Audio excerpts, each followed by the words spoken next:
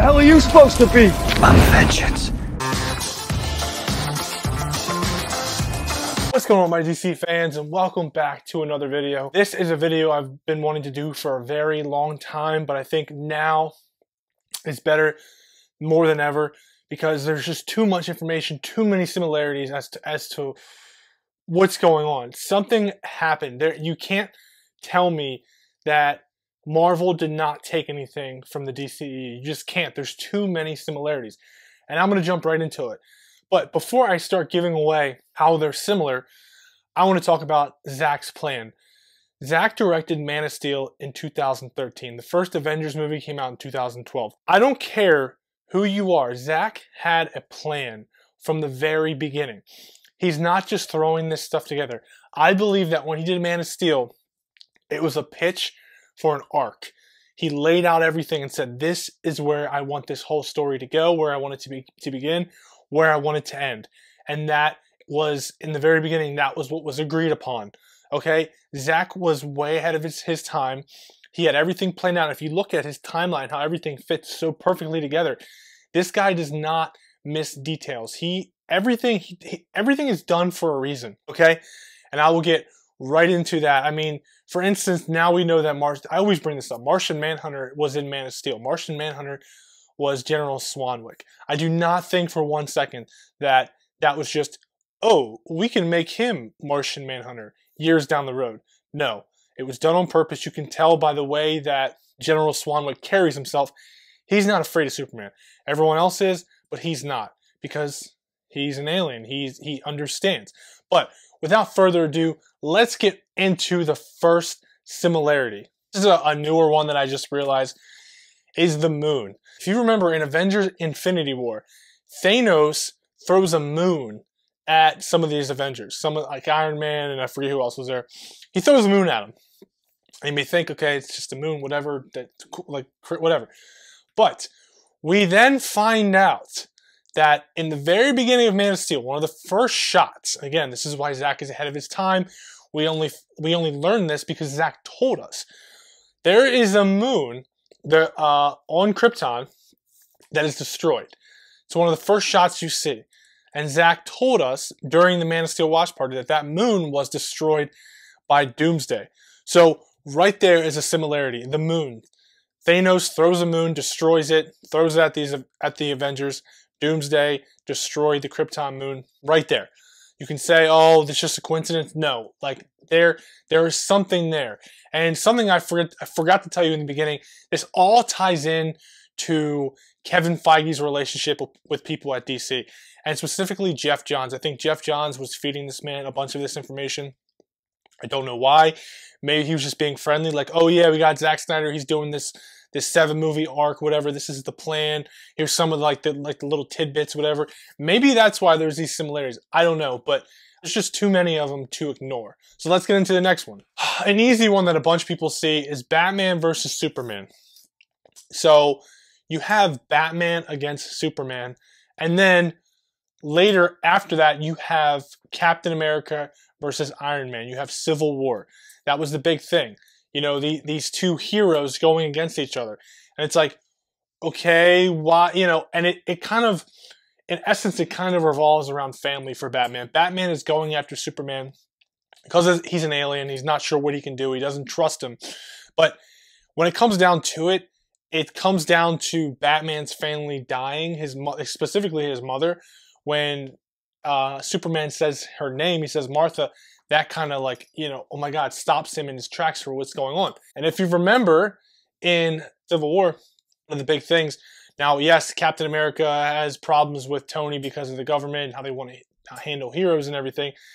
But Tony finds out that Bucky, Captain America's best friend, killed his parents, both of his parents, therefore causing him to have more issues with Captain America at the end of the movie.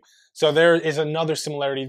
It's a very obvious similarity most people have picked up on. Next one is Thanos making Earth his world. And what I mean by making it his world, not necessarily making it his world, but Thanos' thing is he wants to kill half of all humanity in all the galaxies. He wants to kill half of everyone.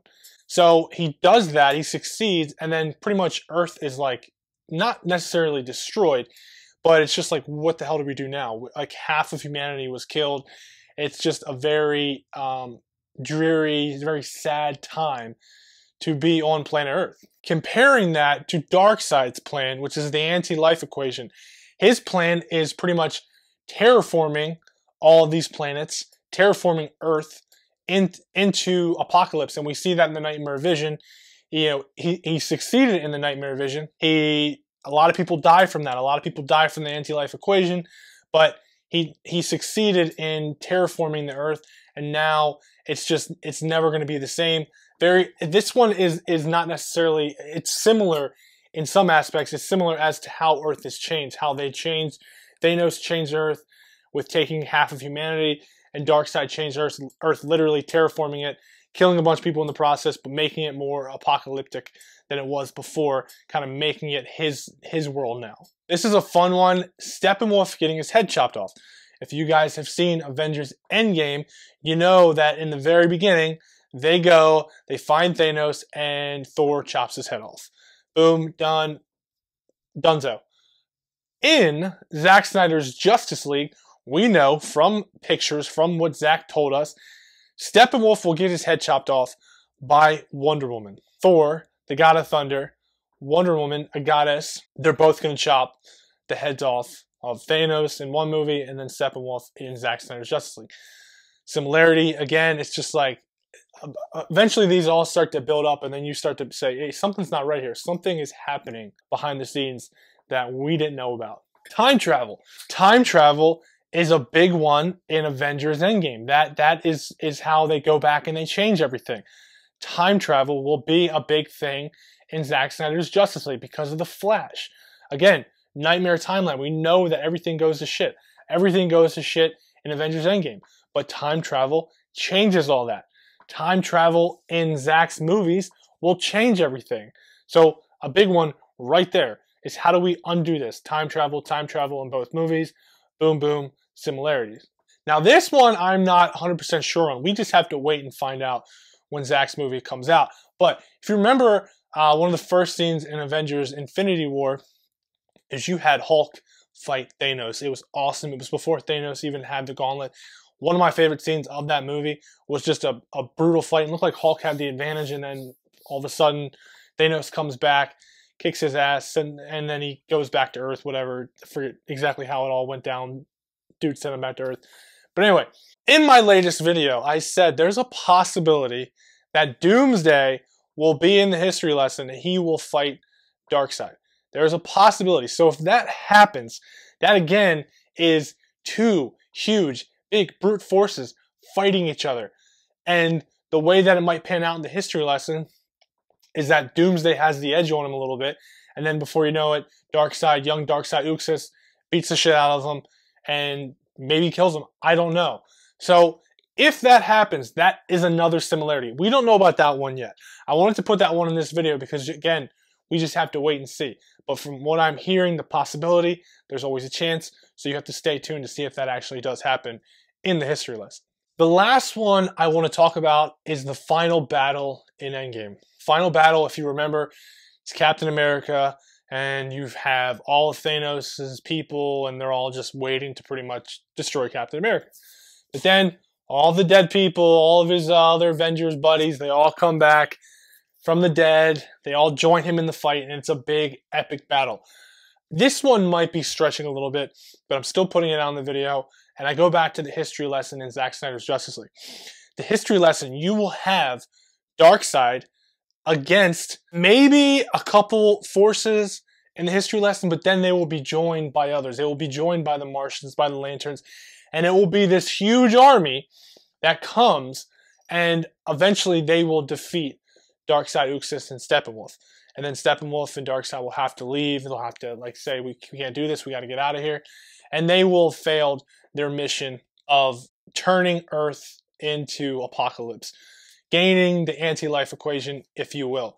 Again, this one is stretching a little bit because I know it was just Captain America, and then he was joined by all these forces. So maybe in the history lesson, maybe it's just Zeus by himself fighting Dark, and then all of a sudden, all these other forces show up, the Atlanteans, the Themyscirians, and they all decide to help him out, and they succeed in doing so. Well, again, that's one we to wait and see, but nonetheless, it could be a similarity. And I'm sure there's 100 more that I'm not pointing out, but these are the ones that I specifically know of and I can see that stand out so much to me. And it's just little things like that I'm just like, it just boggles my mind. And I go back to the moon, the Doomsday destroying the Krypton moon, and the moon being thrown at the Avengers from Thanos. Just little things like that. It's like Marvel was taunting us this whole time. Maybe I'm stretching. Maybe it's all just a big coincidence. I don't think so. I think there is more to that. And if you think for 1 second that it was reversed, it was DC copying off of Marvel, you are high. Because again, when I'm talking about Zack Snyder had this planned out before 2013. Before. He had everything planned out. How his arc was going to go. It was planned out. He didn't change anything. And then the Avengers come out, and they come out first, and they do all these movies, and they seem to have all these moments first. So it makes it look like we're copying, but that's not the case. Okay, so when you watch Zack Snyder's Justice League, which should have come out in, was it 2017, and you see all these similarities, Zack did it first. Zack had this plan out. Just know that. And hey, let me know in the comment section below. Do you think I'm right? Do you think I'm stretching? What do you think about these similarities? Again, there's probably more. Please leave a comment below letting me know if there are more that I missed, because I'm sure there's a ton more, and I would love to know what they are. So anyway, guys, with that being said, that's the video. Thanks for watching, and please become a subscriber, and please become a Patreon supporter, because that helps me in return. I can help you. And as always, guys, see you next time. Bye.